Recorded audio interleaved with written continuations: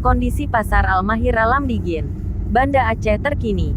Wali Kota Banda Aceh Aminullah Usman mengatakan akan terus fokus untuk membenahi dan menyempurnakan sarana dan prasarana di Pasar Al-Mahira Lamdingin. Kita juga akan menata lingkungan pasar agar menjadi lebih tertib dan indah, ujar Aminullah di sela agenda kegiatannya di Pendopo, Sabtu, tanggal 29 Mei tahun 2021.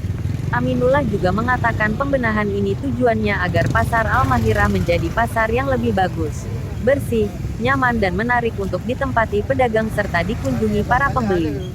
Ini bertujuan untuk kemaslahatan pedagang dan sebagai tempat yang menyenangkan bagi konsumen yang berbelanja. Dengan begitu, hasil usaha akan meningkat dan otomatis perekonomian kota juga meningkat, jelasnya. Wali Kota Aminullah juga mengatakan saat ini kita memprioritaskan pembenahan badan jalan terutama pada jalur pintu masuk keluar kompleks Pasar Al-Mahira. Kita sudah memerintahkan dinas teknis terkait untuk secepatnya menangani pengaspalan badan jalan tersebut. Ini bertujuan untuk memberi kenyamanan pedagang dan warga yang berbelanja, sebutnya. Ia juga menambahkan saat ini Pasar Al-Mahira juga akan menambah lapak-lapak tambahan untuk pedagang kaki lima PKL, yang sebelumnya berjualan di kawasan Pasar Penayong.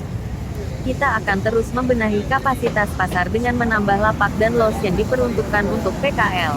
Karena saat ini ada sekitar 900 pedagang yang sudah menempati Pasar Al-Mahira, katanya. Tetapi, tim media Nagro.com mengunjungi Pasar Al-Mahira pada tanggal 23 Juni tahun 2021. Melihat langsung di lokasi pasar sayur yang berada di belakang Pasar Al-Mahira. Ini mungkin lapak tambahan yang dimaksud oleh wali kota. Di situ terlihat jalan yang penuh dengan genangan air hujan.